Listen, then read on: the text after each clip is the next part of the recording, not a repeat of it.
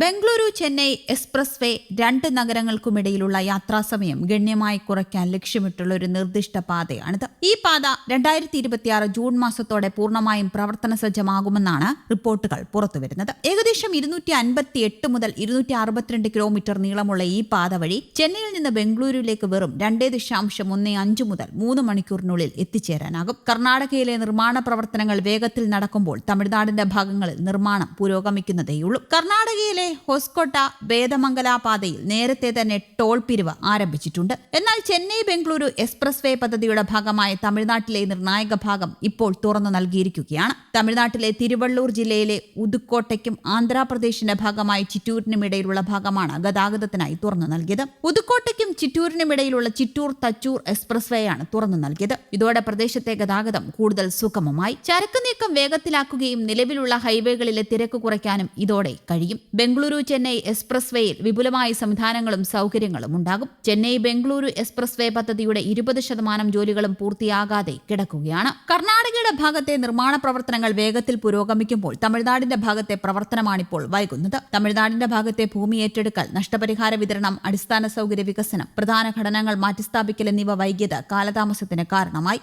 ആന്ധ്രാപ്രദേശിൽ കൗണ്ടന്യ വന്യജീവി സങ്കേതത്തിന് സമീപമുള്ള നിർമ്മാണ പ്രവർത്തനങ്ങൾക്കുള്ള അനുമതികൾ അവശേഷിക്കുന്നതിനാൽ പദ്ധതിക്ക് തിരിച്ചടി നേരിടുകയായിരുന്നു. തമിഴ്നാട്ടിൽ റെസിഡൻഷ്യൽ ഏരിയകളിൽ പ്രവർത്തനങ്ങൾക്കുള്ള നിയന്ത്രണങ്ങളും മണ്ണിടിച്ചിൽ പ്രവർത്തനങ്ങൾക്ക് അനുമതി തേടുന്നതിലെ കാലതാമസവും നിർമ്മാണം കൂടുതൽ വൈകിപ്പിച്ചു. കരാറുകാരന്റെ സാമ്പത്തിക പ്രശ്നങ്ങളും പദ്ധതിയുടെ വേഗത കുറച്ചു. ഈ റോഡിന്റെ പ്രത്യേകതകൾ നോക്കാം. മണിക്കൂറിൽ 120 കിലോമീറ്റർ വേഗതയിൽ വാഹനം ഓടിക്കാൻ അനുവദിക്കുന്ന 4-വരി പാതയാണിത്. നിരവധി ട്രെയിനുകൾ ഈ റൂട്ടിൽ ദിവസേന സർവീസ് നടത്തുന്നുമുണ്ട്. 15,188 കോടി രൂപയാണ് ബംഗളൂരു ചെന്നൈ എക്സ്പ്രസ് വേ പദ്ധതിക്ക് പ്രതീക്ഷിക്കുന്നത്. 262 കിലോമീറ്റർ ദൈർഘ്യമുള്ള പദ്ധതി 2025 ഡിസംബറിനും 2026 മാർച്ചിനും ഇടയിൽ പൂർത്തിയാക്കാനായിരുന്നു ആദ്യം തീരുമാനിച്ചിരുന്നത്. എന്നാൽ വിവിധ കാരണങ്ങൾ മൂലം പദ്ധതി വൈകുകയാണ് ചെയ്തത്. പദ്ധതി ഓഗസ്റ്റിൽ പൂർത്തിയാകുമെന്നാണ് പുതിയ റിപ്പോർട്ട്. തമിഴ്നാടിന്റെ ചില ഭാഗങ്ങളിലും കർണാടകയുടെ ചില പ്രദേശങ്ങളിലും പണികൾ പൂർത്തിയാക്കാനുണ്ടെന്ന് കേന്ദ്ര റോഡ് ഗതാഗത ഹൈവേ മന്ത്രി നിതിൻ ഗഡ്കരി ലോക്സഭയിൽ വ്യക്തമാക്കിയിരുന്നു. എക്സ്പ്രസ് വേ പൂർണ്ണമായും പ്രവർത്തനക്ഷമമാകുന്നതോടെ IT നഗരമായ ബംഗളൂരുവിനും ചെന്നൈക്കും ഇടയിലുള്ള യാത്രാസമയം 6 മണിക്കൂറിൽ നിന്ന് വെറും 3 മണിക്കൂറായി കുറയുമെന്നാണ് പ്രതീക്ഷിക്കുന്നത്.